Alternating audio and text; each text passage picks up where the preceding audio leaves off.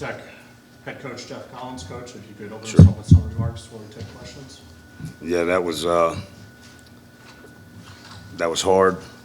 Not up to the standard of Georgia Tech football. That completely falls on me as the head football coach.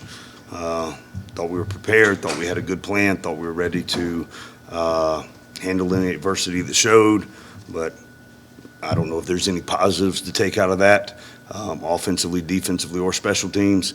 The second we leave here, it is on work to the cleaning up the mistakes, on to the next opponent, and but not a lot of positives to talk about, and that falls on me. Okay, if you have a question, please raise your hand. Pass the mic. We'll start over here with Kelly. Coach, your last 4 P5 games have all been against top 20 teams. Yep. You guys are outscored 183. Sure. What's going on? You've had Yep. some opportunities in those games to score some points here. Yep. Can you talk about that? Yep. Frustrating, disappointing. You know, we had early drive down there, but knowing how good of a defense they had, knowing the explosive offense that they had, tried to go get 7 during that situation. But just, you know, things we've got to correct, we got to fix, and we're committed to doing that. Okay. Geoff, you talk a lot about your team playing with an edge, playing with Yep. potential. How would you rate your team on those qualities? Yeah, I can't say any positives with that from today. Thought we came out, thought we were ready, but that first drive drove right down the field on us. Some explosive plays, and may have been, you know, some unique things they were doing, but we still cannot let an opening drive just go for 7 points. And then the next one was a block punt. I know you guys are asked about that. So it's the second time we've gotten down 14 points due to a block punt, and we cannot do that. Execution error, obviously that falls on me, but there was supposed to be a motion, there was not, and so that's completely on me, something we've worked on and didn't get it done. So if that's a failure in execution, then that falls on me. If you can pass the microphone to Jackson behind you. Yeah, that's a race first. Thank you. Coach, after a loss like this, do you still feel you're the right guy to lead this football program after a performance like that today? Yeah, absolutely. Obviously, it hurts. Obviously, there's great disappointment, but the thing we got to do is get back to work, and you know that's it's disappointing. It hurts. It's frustrating, but obviously, got to give credit to Ole Miss, but the level of execution needs to improve, and we will get that done. Coach, what do you say to your team after, you know, Kelly mentioned the 183 to 10 and the 4 of the last 5. What do you say to your team, and do you have any fears that you're losing them?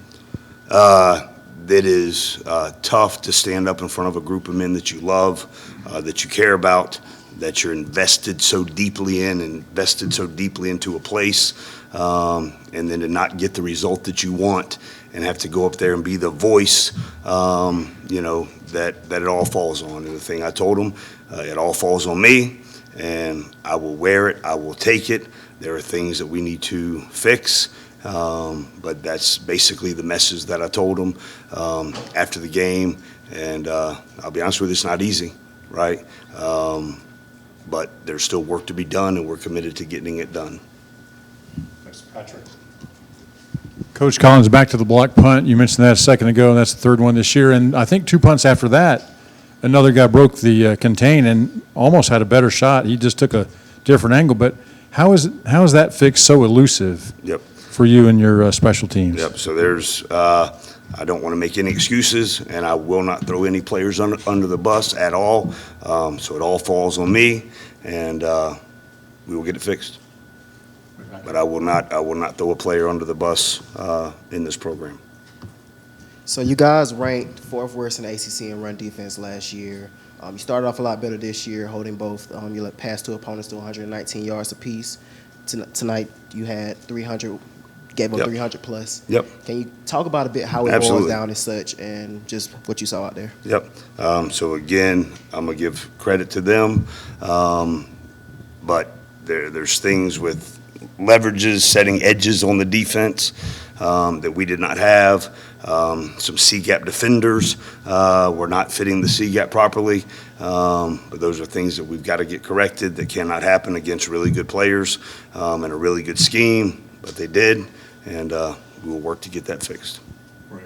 Coach, you just talked a little bit about defensively, some of the gap sound issues, but Yep. do you think one of the biggest issues for you defensively is the tempo that Ole Miss was running with the majority of the game? I mean, that's what they do, and getting used to it and being able to handle it, I don't think we did. And, being able to fit those gaps with the tempo, we've got to do a better job at. So, Right here. Coach, when you look at kind of the stats and the disparities, particularly in as we mentioned, the last several games, it seems like these games are being won and lost along the lines. What are you going to do, and what can you do in order to fix the issues that are there? figure out the best ways to deploy our guys, figure out the right rotation of guys. I love the team. I love the guys that we have. But we've got to do a better job as coaches, putting them in a position offensively and defensively to be successful up front, in the perimeter, everywhere across, at every level of the organization. Along those lines, Coach, I mean, do you feel like the buy-in is still there? Yeah, I mean, I was just in that locker room with the guys, and it's tough. It's tough to go in there and go out and compete and not get the result that you want. Doesn't matter who you're competing against or what level. When you're not seeing the results, it's hard. But proud of that group of guys. Committed to come. That was the message that they said to each other, is coming back into work tomorrow, watching the film, putting it to bed, and getting ready to play the next week. Not overlooking what just happened, but how can we learn from it? How can we get better from it moving forward? Got time for a couple more, Ken? Coach, y'all gave up 7 sacks this game. What was like the drastic difference from last week where, I think you kept the pocket relatively clean Sure. this week? Yeah, there's some things in the protections. They were doing a good job with, the schematics of their defense, getting a free rusher. We've got to handle that better. And, obviously anytime you get multiple sacks, obviously that's something, that's going to make a significant impact in the game. And we've got to do a better job with that, protecting the quarterback, and then, doing the things, sliding the protection or whatever to get, the ball to be delivered. We'll finish up with one from Ken, one from Kelly, and then we'll bring the student athletes in. Geoff, just your thoughts on how Jeff Sims played a quarterback? Had moments, there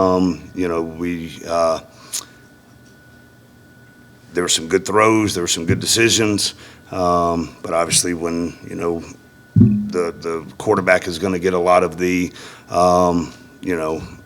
the conversation, the head football coach is going to get a lot of the conversation, and obviously as a head coach, I've got to do much better to put him in a position so that he can have success, and so that'll follow me and go from there. Kelly, wrap us up. So 3 years ago, 9 months, we sat in this room, or whatever it is now, and you talked about your vision for the program and all Yep. that. And fans were leaving in the third quarter, and obviously the ones that stayed, some of them were giving you a tough time as you Sure. walked off the field. Sure. Just what is your message to the fan base right now to kind of Yep. keep it together? A lot of people are kind of jumping ship. Sure. It is hard. The progression is not gone as quickly as we wanted it to. The results have not shown, especially per your quote about the last 4 games against Power 5 ranked opponents. But there's still a lot of work to do, and these young men that are in this program are amazing. They love this institution. I love this institution. There's nobody that's more committed to it than me, driven, motivated.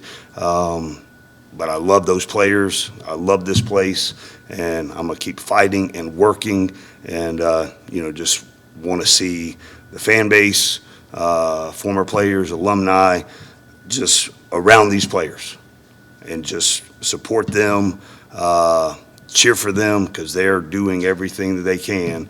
And as a head football coach, I've got to do a better job, getting us to take that next step in the program. Thank you, Coach. Thank you, guys.